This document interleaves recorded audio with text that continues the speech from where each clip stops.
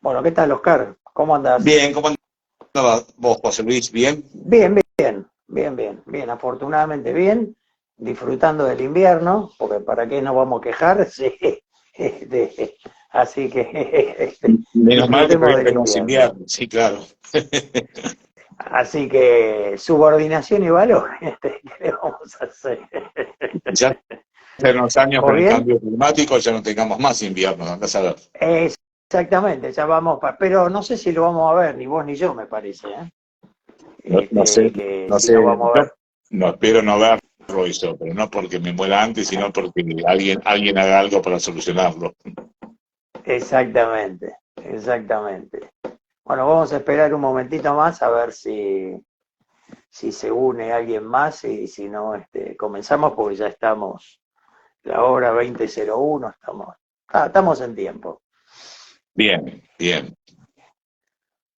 Consultorio ya terminaste, Sí, sí, acabo de terminar los 19:30, hora local, y claro. Y nada, esperando hacer el vivo este de Instagram. maravilloso. Bueno, vamos haciendo la introducción, así no se va haciendo tan largo. Bueno, hoy en GLEP tenemos, digamos, un día de lujo, porque tenemos como invitado al doctor Oscar Rizo. Oscar es neumonólogo de adultos, es el jefe del departamento de urgencia del Hospital María Ferrer, que es un hospital de referencia en toda la patología respiratoria, y también está a cargo de la división de bronquiectasias y enfermedad fibroquística en ese hospital, y es uno de los, si no es el uno, está dentro de los tres primeros neumonólogos de adultos en la enfermedad fibroquística, y pongo la firma en eso, a pesar de tu cara de sorpresa. Así que hoy realmente creo que está de fiesta porque tenemos el gusto de tener a un capo en el tema. Así que agradeciéndote, Oscar, que nos dediques una hora de tu tiempo. Me gustaría que comiences diciéndonos un poco en qué consiste la enfermedad fibroquística, y de la mano de eso seguramente vos vas a hilvanar con los cambios importantes que ha tenido esta enfermedad a lo largo de lo que sería básicamente la segunda mitad del siglo pasado, más o menos. Así que Bueno, bueno, gracias José te Luis por paso la la introducción. pelota. No, Gracias por por la favor. introducción. Sí, yo estoy en el Hospital María Ferrer, y no es una división fibrosis quística, ojalá, pero no lo es un grupo de No, trabajo, bueno, es un grupo de trabajo, y no es solamente María Ferrer, sino que desde hace ya un par de años tenemos un grupo cooperativo entre el Hospital María Ferrer y el Hospital Udaondo. El Hospital María Ferrer, para quienes no lo conozcan, es un hospital dedicado a enfermedades respiratorias, básicamente, y nos faltaba una pata para tener una estructura multidisciplinaria para tratar esta enfermedad, y la pata la teníamos muy cerca, porque el Hospital Udaondo tiene todo lo que nosotros tenemos, y nosotros tenemos lo que ellos no tienen. Es decir, tienen especialistas en páncreas, en intestino, en hígado, nutricionistas, diabetólogos, en fin, es una buena asociación, digamos, de esas que se dan pocas veces, en donde se complementan absolutamente, tenemos una posibilidad de complementarlos, y fue ideal poder unirnos con ellos y poder trabajar en conjunto, cosas que esta enfermedad requiere, que es el trabajo multidisciplinario.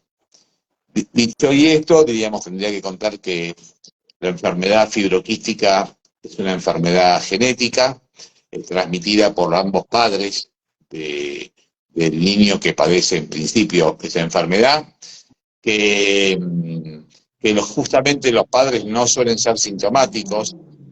Portar uno de los genes de la fibrosis quística no implica tener ningún daño habitualmente, y bueno, tener a veces, no sé si uno llamaría la mala suerte, pero que dos padres que tengan una mutación en un gen, que habitualmente no lo saben, pueden unirse, tener un hijo y ahí tiene un 25% de probabilidades que en cada uno de los partos que esa familia tenga, el niño tenga la enfermedad, manifieste la enfermedad. La enfermedad tiene una larga historia, o corta, depende de cómo lo miras, lo largo, digamos, y lo corto, pero, digamos, era desconocida hasta 1938, más o menos. Y digo 1938 porque en un libro de patología, en ese momento, Dorothy Anderson, que es una patóloga, describió 5 casos de niños que habían muerto con una patología gastrointestinal, porque todavía no tenían demasiado compromiso pulmonar, porque eran recién nacidos, tenían menos de un año esos casos, y descubrió el daño en el páncreas con quistes pancreáticos, por eso lo llamó enfermedad fibroquística o mucoviscidosis, porque tenían esos quistes llenos de mucosidad y secreciones. Pero bueno, cabe recordar que estos niños habían muerto, eran 5 en ese caso, antes, digamos, del año, y antes se lo consideraba, digamos, como una enfermedad gastrointestinal, no se la podría diferenciar de otras enfermedades gastrointestinales como la celiaquía. Hay algunos antecedentes de algunas descripciones de esta enfermedad en el pasado, por ejemplo, yo siempre recuerdo o siempre comento un dicho, creo ahora que era holandés, que dice algo así como, ay del niño salado, está muy enfermo y pronto de morir. Porque una de las características de la enfermedad fibroquística es que tiene un sudor salado. Y entonces probablemente ese lamento, digamos, ay del niño salado, pronto de morir, la realidad es que, nada, iba a morir seguramente en poco tiempo. Y si la enfermedad fue descrita en 1938, la realidad es que los primeros 30 años hubo relativamente pocos avances en la enfermedad. Y podemos llegar, digamos, para poner un hito simplemente, en los años 60, en donde los niños se morían, digamos, como máximo llegaban a los 12 años. O sea que no había médicos de adultos que trataran pacientes con fibrosis quística, porque no existían los pacientes con esa enfermedad en la vida adulta. Eran todos niños y la mayor cantidad de médicos eran todos pediatras lo que atendían a estos niños. Lo que sí es cierto es que esta enfermedad, al principio, los primeros años de vida, tienen manifestaciones gastrointestinales, como obstrucción intestinal, se llama iliomeconial, pero tienen básicamente mala absorción. Y los niños se morían muy chicos por problemas de mala absorción. Como comprometen mucho el páncreas, en el páncreas están las enzimas digestivas, estos pacientes carecían de enzimas digestivas, no podían absorber las grasas, no podían absorber las vitaminas liposolubles, y los niños tenían malnutrición, muy bajo peso, y morían en los primeros años de vida. Pero ya para esos años ya empezaba a aparecer lo que después determinó, diríamos, la gran proporción de pacientes que fallecían, que era el compromiso pulmonar. Empezaron, es decir, los niños solían nacer con pulmones relativamente normales, pero en el curso de la enfermedad empezaban a tener ya trastornos en las secreciones bronquiales de estos pacientes, que se hacían muy espesas, muy adherentes, impactaban en los bronquios y sobre todo se sobreinfectaban en los primeros años de vida con gérmenes habituales, como puede ser el Haemophilus influenza, después aparecían gérmenes como el Staphylococcus aureus, y después aparecían algunos gérmenes muy resistentes y muy agresivos, como la Pseudomonas aeruginosa. Y esto daba lugar a que estos pacientes, en los 12, 13, 14 años, terminaban muriendo de insuficiencia respiratoria, llenos de secreciones bronquiales, y con Pseudomonas aeruginosa, que era el germen que finalmente los mataba. O sea que los primeros años de enfermedad era muy triste, las asociaciones de padres que empezaron a aparecer por los años 60, 70 en los Estados Unidos, digamos, requerían que hubiese una mejor calidad de vida para esos pacientes. Con las enzimas pancreáticas empezó a mejorar un poco la nutrición de estos pacientes. Después empezó a aparecer el hecho de mejorar, es decir, mejorar la nutrición a través de mejorar los alimentos, darle refuerzos de vitaminas, y esto lo mejoró. La kinesiología, la aparición de la kinesiología respiratoria en esos años hizo mucho por mejorar la enfermedad. Poco a poco estos pacientes fueron creciendo. Yo no sé si querés preguntarme algo en este momento o querés que te siga contando un poco la historia. Quiero que me sigas contando porque está muy interesante lo que estás diciendo. Bueno. Y debe estar mucho más interesante lo que vas a decir. Bueno, entonces en esos años, 1960, 1970, empieza ya a haber un ligero aumento en la sobrevida de esos pacientes, empezaban a vivir un poco más, pero claro, cuando yo digo que llegaban 14 o 15 años, el 90% llegaban a esa edad y no pasaba esa edad.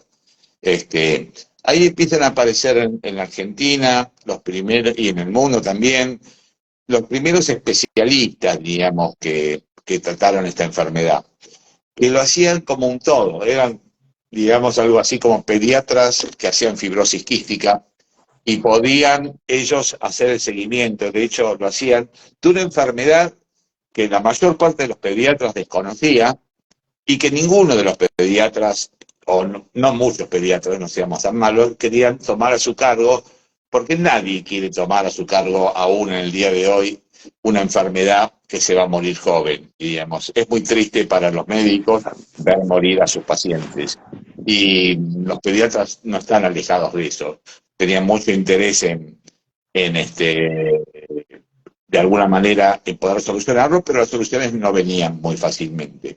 Como yo te comenté antes, esta es una enfermedad que es genética, digamos que tiene en un cromosoma, que es el cromosoma 7, una alteración de un gen específico, que es el regulador de transmembrana, diríamos que básicamente es un poro activo de cloro, diríamos. Entonces, entre el interior de la célula y el exterior de la célula, en el líquido periciliar, pericelular, se producen cambios osmóticos que tienen que ver con la cantidad de sodio, cloro digamos, y otras sustancias que hacen que las secreciones sean más o menos espesas. Bueno, al no tener, digamos, este canal, no funcionar bien, no poder sacar el cloro de la célula hacia ese espacio, el sodio de ese espacio volvía a entrar dentro de la célula para compensar, diríamos, las cargas eléctricas, y con el sodio entraba también el agua y se deshidrataba el espacio periciliar, digamos, alrededor de donde están las cilias de estos epitelios, produciendo un aumento y espesamiento de las secreciones, que es lo que produce el síntoma característico de estos pacientes, que es la tos y la expectoración. Entonces, volviendo un poco a esa situación, la realidad es que esos pacientes, cuando empezaron a vivir un poco más, empezaron a tener mucho más daño pulmonar. Este daño pulmonar se intensificaba, las técnicas kinésicas ayudaban a estos pacientes, los kinesiólogos pediatras, digamos, de la infancia, ayudaban a estos pacientes a movilizar esas secreciones, poder sacarlas. Los niños vivían y todavía aún viven, diríamos, en un entorno de tener que hacer muchas veces muchas limpiezas e higienes bronquiales. Por ahí empiezan a aparecer ya antibióticos específicos para estos gérmenes, antibióticos específicos para el estafilococo, antibióticos específicos para la pseudomonas aeruginosa, y con los años ya avanzada, los años 70, 80, en los años 80, empiezan a aparecer el primer antibiótico inhalado para la fibrosis quística, que es la tobramicina, el primero que se utilizó en Estados Unidos, que disminuía la carga de bacterias que estos pacientes tenían en el pulmón, permitía administrar un antibiótico directamente a la vía aérea de estos pacientes sin necesidad de estar recibiendo siempre antibióticos endovenosos, sobre todo para, si bien no curaban la pseudomonas, disminuían la cantidad de bacterias, la carga bacteriana que existía en el pulmón. Correcto. Y esto fue un gran avance, digamos, en la historia de la fibrosis quística, porque permitió, digamos, administrar a estos pacientes entonces antibióticos inhalados. Entonces ahí ya teníamos un arsenal en los años 80, 90, que era mucho más interesante. Empezaron a aparecer otros antibióticos, el Astrionam, el colistimetato sódico, inhalados, que permitieron que estos pacientes tuviesen acceso a antibióticos que entraban directamente en la vía aérea, junto con las mejores técnicas de kinesio, junto con el tema de poder administrarle enzimas pancreáticas ya de mucho mejor calidad.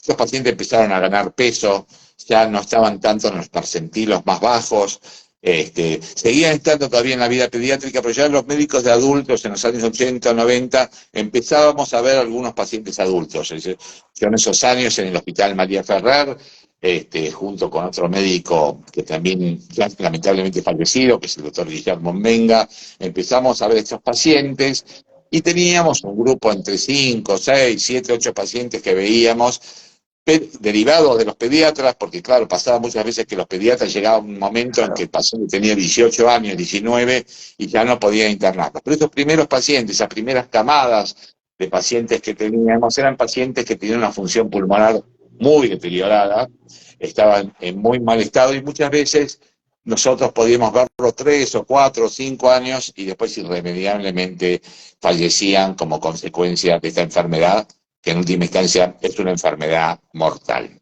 Digamos. Pero bueno, ya ahí hubo un cambio muy significativo. Si en los años 30, en la década del 30, el diagnóstico y todos estaban muertos al año, en los años 60 muchos estaban muertos a los 12 años, en los años 80 ya vivían 20, 22 años, esto fue aumentando en forma muy significativa y empezaron a aparecer centros ya mucho más especializados en el manejo de esta enfermedad, centros multicéntricos, que no los había hasta ese momento. Antes eran, como yo les decía, un pediatra que se dedicaba a esta enfermedad o un médico de adulto cuando había suerte que le interesaba esta enfermedad y que lo podía seguir.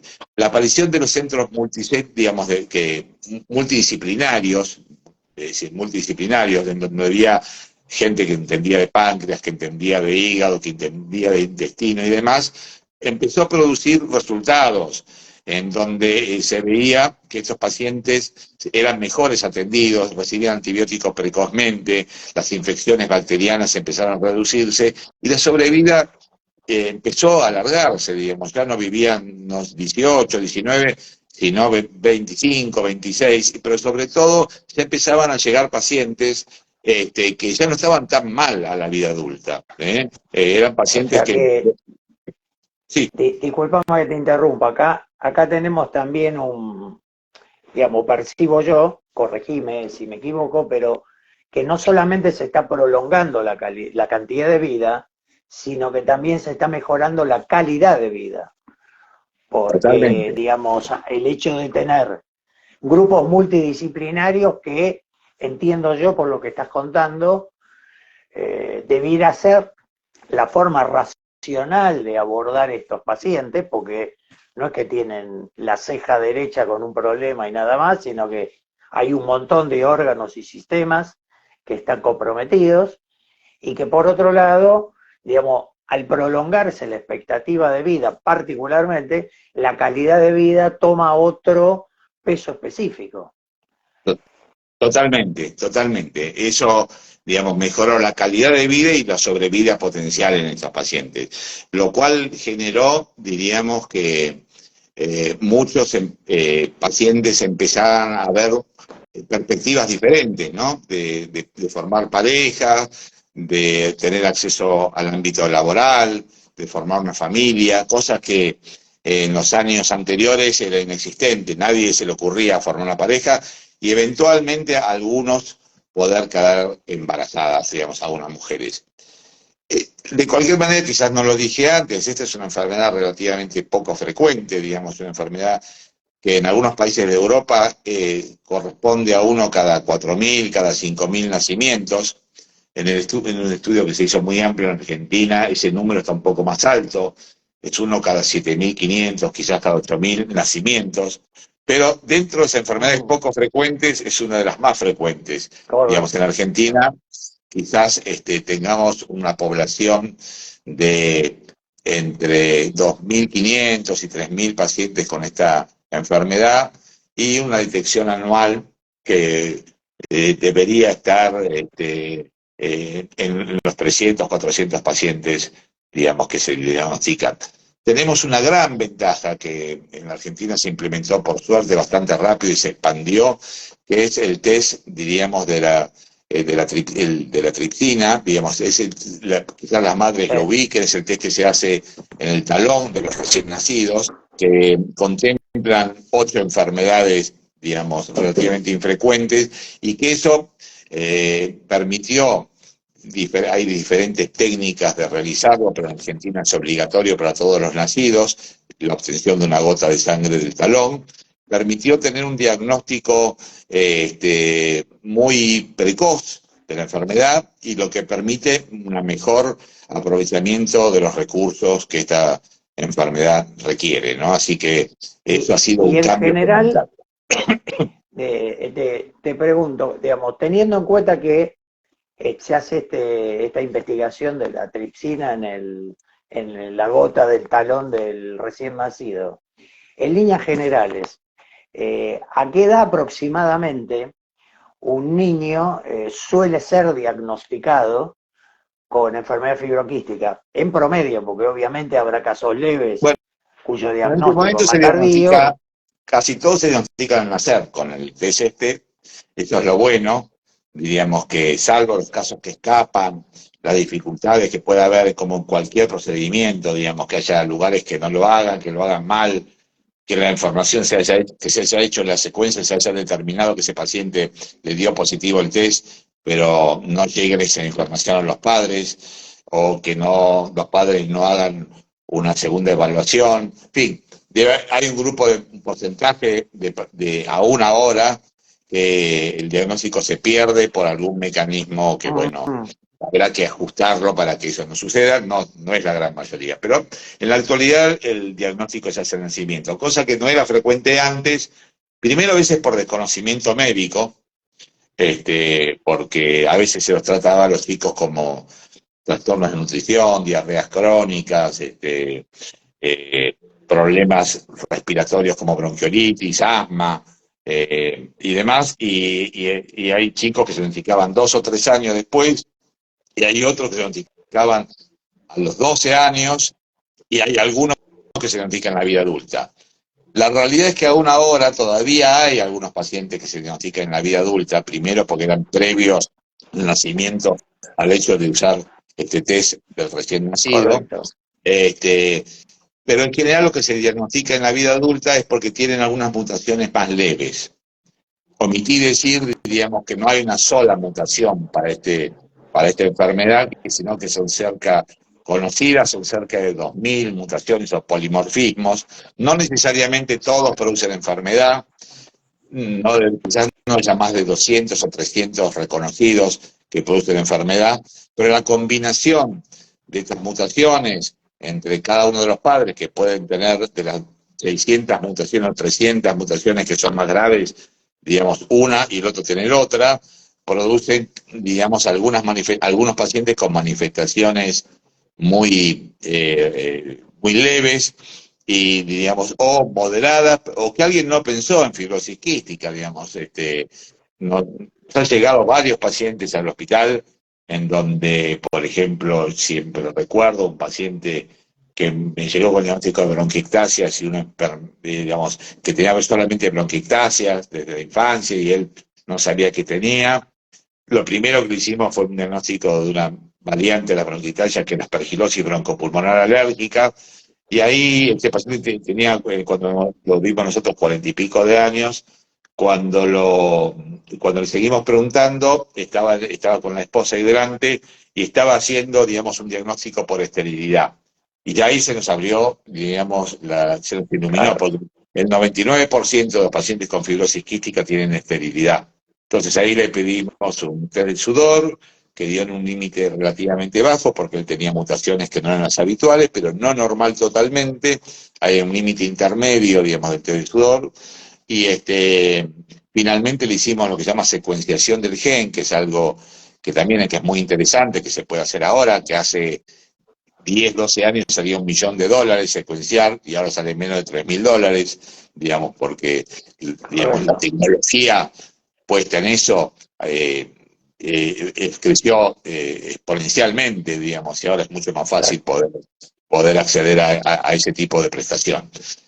Y de hecho muchas veces es gratis porque los laboratorios con una intención humanitaria, digamos, en algunos momentos, en muchos momentos nos daban los kits gratis para poder hacer este tipo de determinación en los pacientes. Entonces, Y decime, en este momento, digamos, digamos, para que compartas con quienes no están familiarizados con el test del sudor, cómo se hace y qué valores tiene, etcétera, y qué lugar tiene hoy el test del sudor. Ya algunas cosas los comentaste, pero me no, sí. gustaría que comentes algo más para quienes no estamos, digamos, tan familiarizados como lo estás vos con la fibrosis quística. Bueno, el test del sudor es parte de una secuencia del diagnóstico fundamental. Digamos, en este momento, uno lo primero que va a tener en el paciente es la posibilidad de hacerle, cuando nace, el test del talón. Si en ese caso da positivo, todos esos pacientes se van a hacer un test del sudor.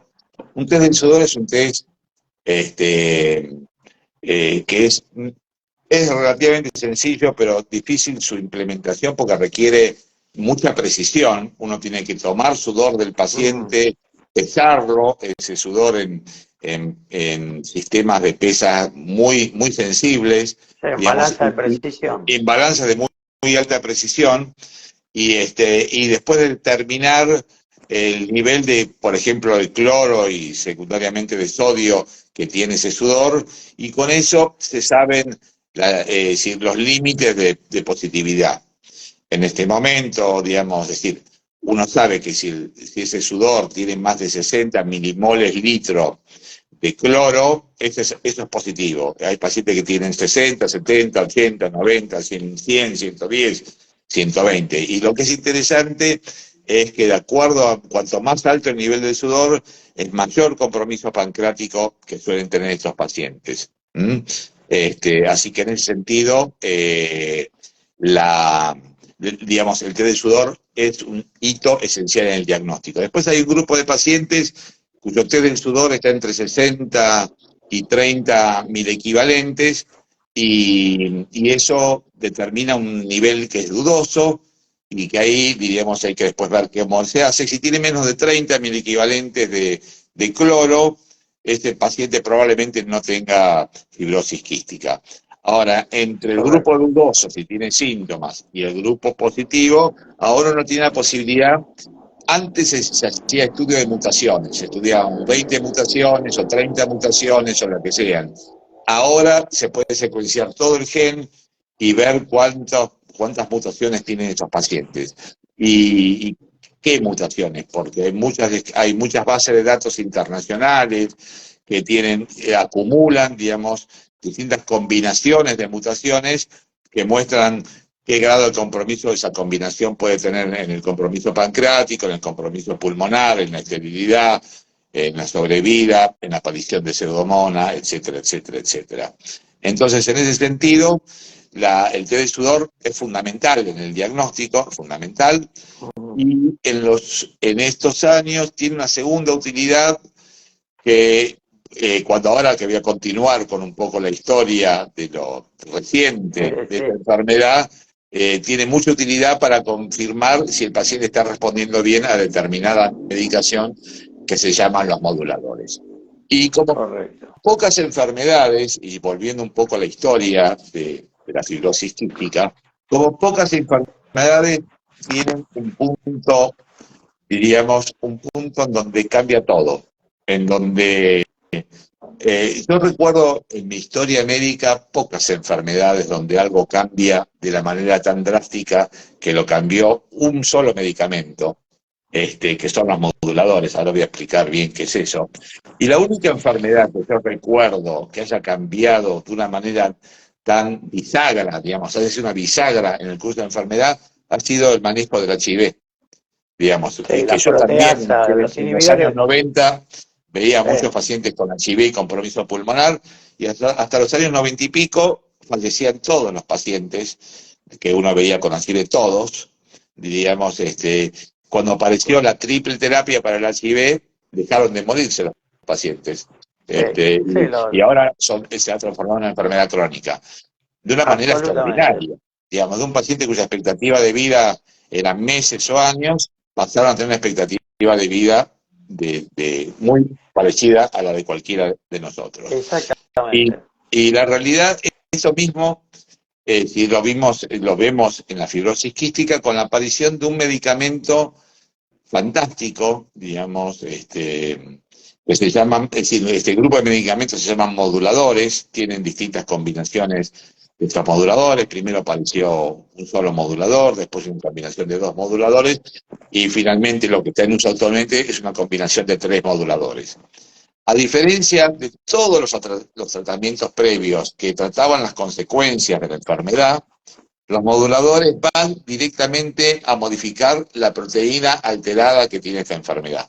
No es la solución definitiva, porque la solución definitiva sería modificar el gen que produce la enfermedad. Pero actúa sobre la proteína alterada. Esa proteína alterada, que yo les había dicho que es un regulador de transmembrana, se lo denomina así, diríamos es la que se ubica en las células y es el polo, que yo también comenté antes, que permite el pasaje de cloro. Actúa increíblemente modificando la estructura tridimensional, potenciando su apertura y haciendo que esta proteína defectuosa sea menos defectuosa. No es que la cura, pero sea menos Correcto. defectuosa y no sea destruida por el propio organismo, porque una de las cosas que pasa en el organismo es que con una proteína es relativamente defectuosa, aunque puede ser aún funcionante, hay mecanismos dentro de las células que destruyen esa proteína porque dicen, no, esto no es lo que necesitábamos.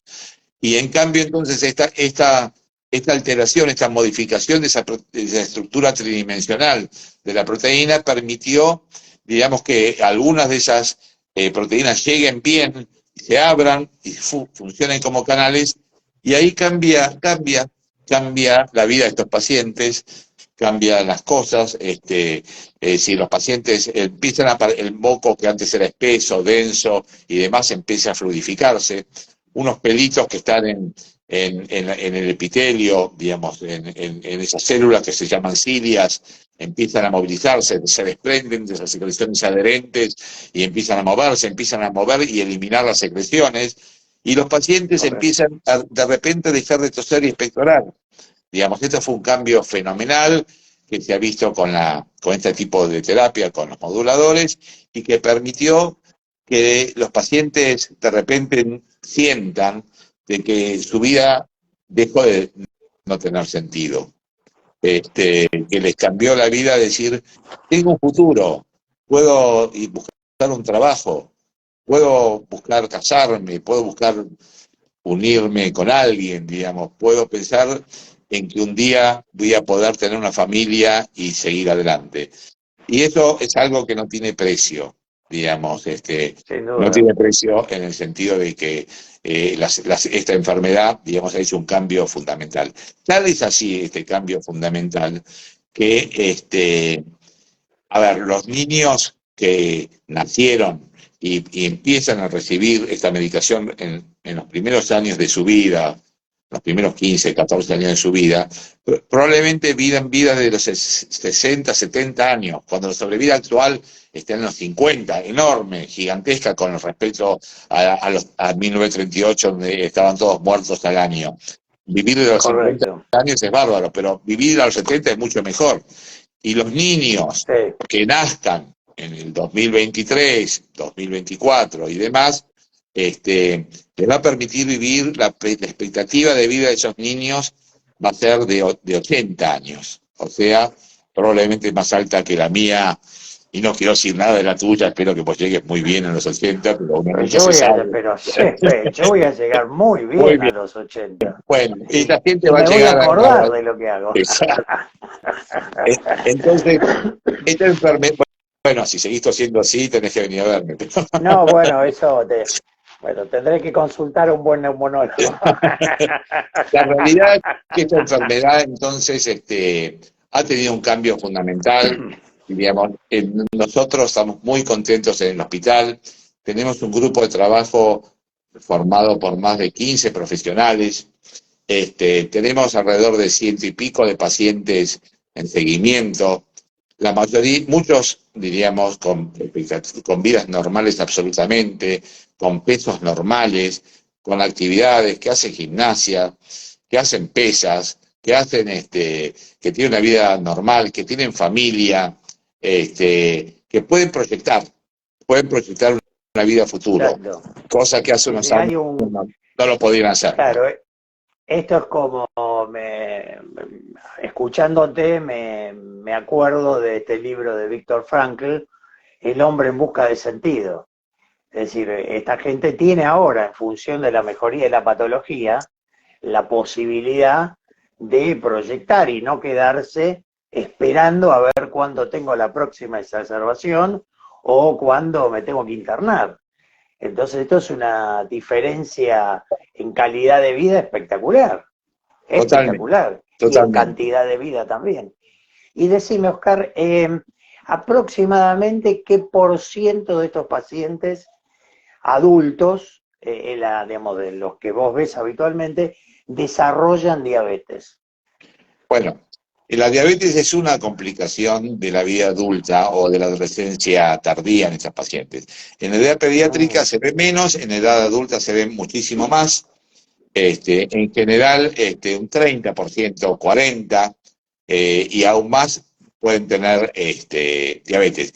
Depende también de qué combinación de mutaciones esos pacientes tengan, porque los que tengan la correcto. combinación más frecuente, que es delta F508, y son homocigotas para esta mutación, probablemente la proporción sea un 40 o un 50% de los pacientes que van a tener diabetes en la vida adulta. Que por otro lado es una diabetes que requiere ser tratada no solamente por especialistas en diabetes, sino por especialistas en diabetes que sean especialistas en fibrosis quística. Porque, como ustedes recordarán, o digamos, quizás alguien haya escuchado, hay dos tipos de diabetes. La diabetes del Ujú. adulto, que es la tipo 2, que es la diabetes que de repente puede funcionar con hipoglucemiantes orales, con control de peso, con actividad física. Y la diabetes tipo 1, que es una diabetes que se ve a veces en niños, y que tiene que ver con factores probablemente virales que desencadenen esta enfermedad, y que requiere siempre insulina, diríamos, y que tiene un Exacto. pronóstico muy malo, bueno, pronóstico muy malo no, cuando están bien tratados lo tienen, pero estos No, chicos es más pueden llegar a probable que hacerse cetosis desarrollen, diabética. claro, claro, que desarrollen complicaciones más tempranamente que la Desarrollan diabetes del adulto. complicaciones, sí. Bueno, por ejemplo, ahora que vos me decís, ahora que hablamos del tema de diabetes, también otras enfermedades que yo no lo viví, lo que cambió de un día para el otro fue cuando se introdujo insulina en el manejo de los niños con diabetes. Los chicos con Sí, diabetes se internaban en principio del siglo XX, se internaban en lugares y entraban en coma claro. diabéticos muy frecuentemente y los tenían en coma. Y el día de que un médico desarrolló la insulina, llevó la insulina a esos lugares donde había 10, 15 chicos en coma, les administró insulina a esos chicos y todos se despertaron. Exacto. Eso fue, bueno, es digamos, una Eso fue disgregación también. de la cosa, pero fue un tema muy, muy extraordinario. Pero el tema es que en la diabetes, volviendo al tema de la fibrosis quística, la diabetes de la fibrosis quística es diferente a la diabetes de tipo 1 de los niñitos y es diferente a la diabetes del adulto. O sea que requiere condiciones especiales, requiere diagnósticos especiales, y requiere muchas veces iniciar precozmente con el tratamiento con insulina en estos pacientes. O sea con que la insulina. diabetes es una complicación frecuente en los adultos y requiere, digamos, de mucho de control adecuado para alguien que sea especialista no solo en diabetes, sino en seguimiento de diabetes en pacientes con fibrosis quística. Correcto. De ahí también digamos, este acuerdo que han llegado con el Hospital Udaondo, les mejora un poco el abordaje de los pacientes, porque ellos sí se encargan de esos temas, de tratar las diabetes Claro, en pacientes con claro, fibrosis quística. claro. Sí, sí, sí. En general, digamos, muchas veces el manejo de la diabetes asociada a la fibrosis quística lo hacían los mismos médicos neumonólogos, por ejemplo, que seguían y manejaban eso. En este momento no tiene ningún sentido eso porque la medicina tiene tal nivel de complejidad, digamos, y sofisticación en el manejo de las distintas complicaciones potenciales que hay, que pensar que uno pueda manejar todo es hacerlo, seguramente hacerlo mal o perderse de algunas cosas. Así que en ese sentido, la realidad es que esta es una enfermedad que requiere, como yo dije al principio, requiere de equipos multidisciplinarios y que trabajen en conjunto, que interactúen. Nosotros Exacto. muchas veces con la diabetóloga viene, que es de Ludahondo, viene a nuestro hospital, trabaja con nosotros, vemos a los pacientes en conjunto y después cuando hay que hacer cosas puntualmente de la diabetes, ella lo ve aparte y sigue con el manejo de la diabetes con ella, las cosas que son muy específicas de su manejo. Eso con la diabetes, pero también pasa lo mismo con el páncreas, también pasa lo mismo Correcto. con complicaciones bueno, cosas que empiezan a aparecer ahora, el tema de embarazo en fibrosis quística, antes era desconocido, por lo menos muy poco frecuente, Exacto. ahora la realidad está creciendo mucho los casos de embarazos, hay muchísimos casos de embarazo, la triple terapia, esta terapia con moduladores ha incrementado la tasa de natalidad, diríamos, y nacen niños sanos, bueno, y también ahora se nos generan nuevas perspectivas, que es que todo mundo nuevo, diríamos. Estos pacientes que van a envejecer van a tener probablemente muchas complicaciones debidas a la edad y al envejecimiento, a la senectud, que antes no las veíamos. Y Exacto. nada, es parte de lo que uno Bueno, diríamos, encaminar y son todos desafíos que se abren en esos pacientes. Asimismo, como sus eh, historias de vida, los pacientes no solamente en la consulta nos hablan de sus enfermedades, sino también no se olviden, son gente joven, muchos de ellos, de pero sus claro, amores, de sus proyectos, de sus cosas, y, pero y a veces uno tiene que tener el oído dispuesto a ayudarlos en temas que escapan a veces a lo que es específicamente neumonológico. Yo siempre digo que empecé haciendo fibrosis quística siendo neumonólogo y ahora ya no sé lo que soy un médico generalista en fibrosis sí, quística. sí, uno termina en ese, a ver, sin querer ser autorreferencial, pero apoyándome en esto que estás diciendo, yo recuerdo que durante mi época asistencial como cardiólogo, me tocó en una oportunidad un paciente que tenía en particular, era un coronario severo, y que, bueno, faltaba mucho a la consulta, hacía los estudios cuando se le ocurría. Y un buen día vino a la consulta, lo vi, y cuando terminó la consulta dije, mire, tenemos que discutir un poco esta situación, digo, porque no puede, digamos, para usted no es útil y para mí tampoco, porque a mí me genera también una frustración muy grande. Entonces digo, pero no puedo ayudarlo a que arranque. Digo, entonces, digo, si usted va a seguir haciendo la cosa así, digo, no sé hasta qué punto tiene sentido que nos sigamos viendo. Y ahí le cambió la cara y me dice, mire, doctor, dice, hay algo que yo nunca le dije y que, porque me costaba mucho, pero ahora que me plantea esto así, yo tengo un hijo adicto y no puedo lograr que mi hijo entre en rehabilitación. Dice, y yo hasta que no resuelva ese problema, yo no me puedo ocupar de mí.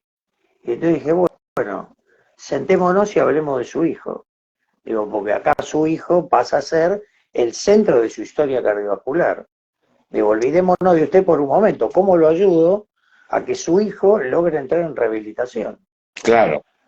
Más o menos pude. Entonces, pero digo, uno tiene que tener la oreja abierta y la cabeza abierta, Sí, porque el paciente no es meramente no. un portador de una patología crónica. Bueno, Tiene alrededor suyo otros objetivos, entornos familiares, laborales, proyectos, que por otro lado es sano que los tenga, y bueno, y todo eso uno tiene que considerarlo cuando se sienta frente a un paciente con una enfermedad crónica.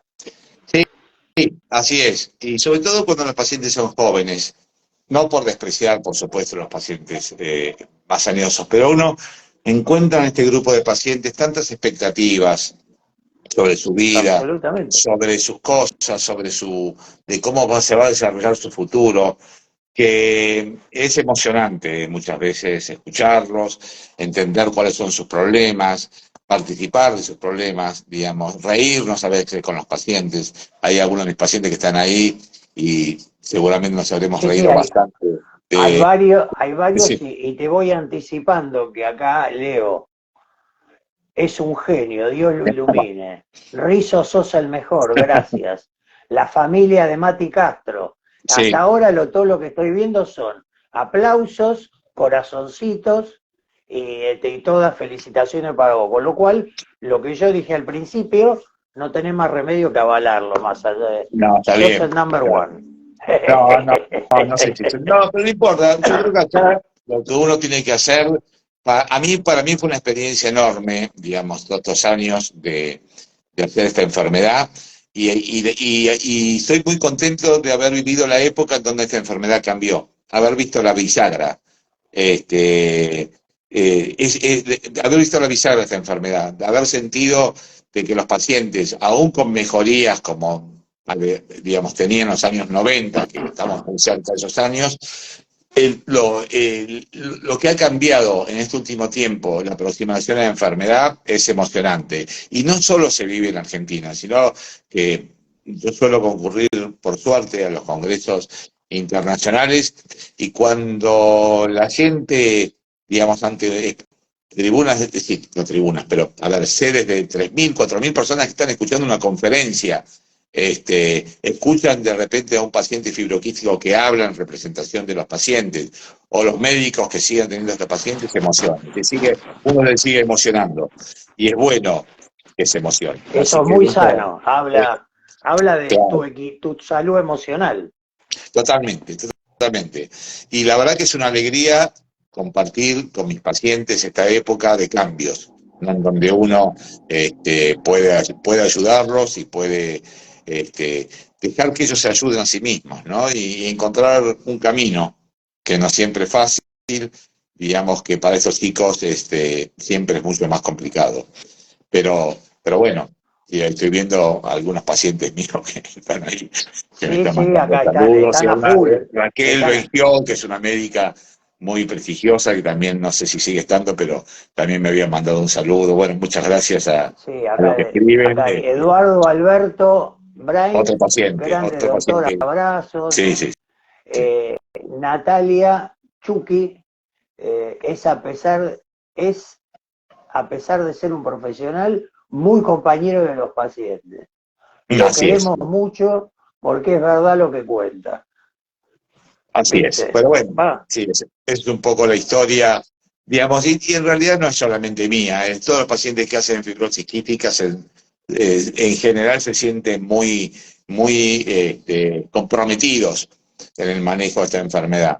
Y uno lo ve en la calidad de atención de los distintos centros, no solamente el nuestro, sino muchos centros pediátricos. No quiero nombrar ninguno para no olvidarme, pero son todos centros con los cuales muchas veces compartimos pacientes, porque hacemos lo que se llama la transición desde la pediatría Exacto. hacia la adultez, y el amor que esos pacientes que eran niñitos cuando entraron a un hospital pediátrico y tienen 17, 18 años, 19, y sienten bueno, que antes no tenían esa expectativa que iban a pasar a ser atendidos por un médico de adultos, digamos. Entonces sienten esa mezcla de mucho dolor, digamos, por dejar a su médico que lo trató desde que nació, pero también de alegría al pensar que se terminó una etapa en sus vidas y empieza otra, ¿no? Exacto, y empieza otra.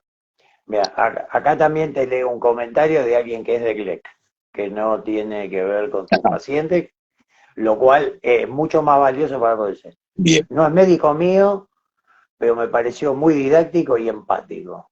bueno, Un gracias. gusto y muy interesante haberlo escuchado. Vamos todavía, pero no me equivoqué en la introducción.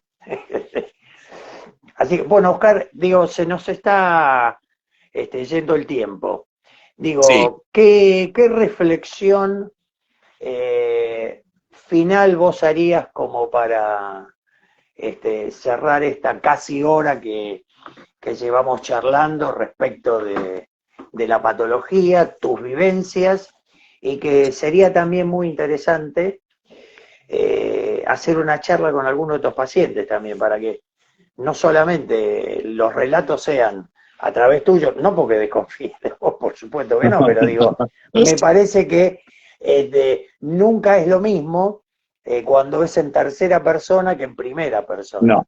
Entonces quizá No, no, siempre el relato de los podríamos, pacientes es rico y es enriquecedor para todos. Eh, exactamente, Mira, yo creo que uno definiría lo que pasa con la fibrosis quística con una sola palabra, que es esperanza. Digamos, hay esperanza para los pacientes y eso no es poco, es fundamental.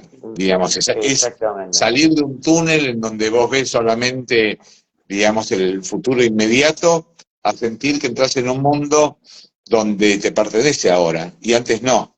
Yo siempre digo que se parece mucho, digamos, a algunos pacientes con enfermedades crónicas que de repente no tenían alguna solución o alguna alternativa. Es como como sentirse que uno se baja de un tren y se queda en una estación y ve partir el tren, ve partir la vida y ellos se quedan en esa estación. Ahora todos los pacientes están subidos al tren. Exactamente, me parece una muy buena alegoría. Y bueno, no me queda más que agradecerte, Oscar. Ha sido realmente muy interesante la charla desde todos los puntos de vista. Y repito, hoy Glex se ha dado el gusto de estar con un grande de la neumonología y un especialista en fibrosis quística en adultos. Y te agradezco muchísimo, ha sido muy valiosa para todos esta charla y bueno, y te comprometo de alguna manera públicamente a tener alguna charla con algún paciente tuyo para que nos cuente su historia y vos puedas ir reflexionando y yo Con escuchando y gusto le pregunto a comentando. mis pacientes a ver si alguien tiene. Hay muchos que se animarían, así que les puedo preguntar algo Correcto, pero me que parece vengan. que sería muy enriquecedor que charlemos con alguno de tus pacientes. Hay una Así que médica no ahí, tengo más Carolina que... Botas, que también hace fibrosis quística, que nos está saludando. Así que Correcto, bueno, gracias. exactamente. Gracias, Caro. Gracias, Caro.